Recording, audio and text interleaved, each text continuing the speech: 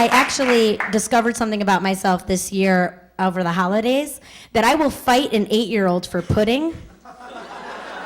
I'll fight him. There was one pudding cup left at our Christmas Eve event. This 8-year-old doesn't have a job. I have a job. So we wrestled. I won. I love pudding. It is good. It's delicious. And what's great about pudding is that the spoon goes perfectly with the pudding cup because it's scooping the deliciousness into your mouth. You know what I mean? But there's a point when that spoon stops doing its job and there's still pudding in the cup. Do you know what I'm saying? And you'll scrape for days. You still won't get it out. That's when you have to put the spoon down, glance around to check who's watching, and go in with your tongue. On occasion, I'll cut that crap open and lick it. I'll get it done. I'll take what's mine. I fought for it. It's delicious. My mother came to visit, and one night she wanted to make it a blockbuster night, which was totally fine with me. And we decided that we were going to rent History of Violence, which is a couple years old, but neither of us have seen it, so we're like, we'll watch it.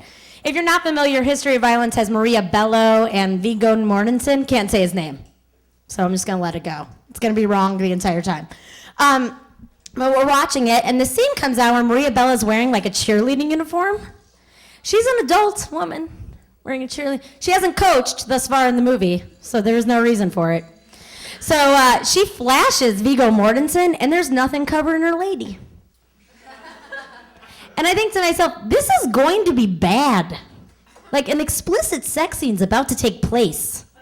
I just want to be clear, my mother and I have made a special effort to act as if sex doesn't exist. I don't even know if that chick has a do you know what I mean? Like, we don't talk about it.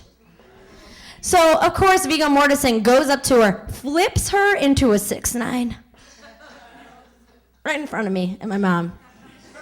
Right on the thing there.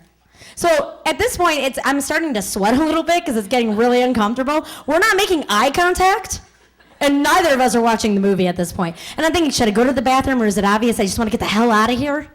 And then she's like, this kettle corn is sweet. Like, we're making anything up to not make it awkward. So finally, the scene changes, and she's looking at me, and you know when someone looks at you and you know they're going to say something? And I'm like, don't say anything. Like, we just got through this. We can just act like this never happened. And all of a sudden, she's like, she had a lot of hair down there. I'm like, what are you doing?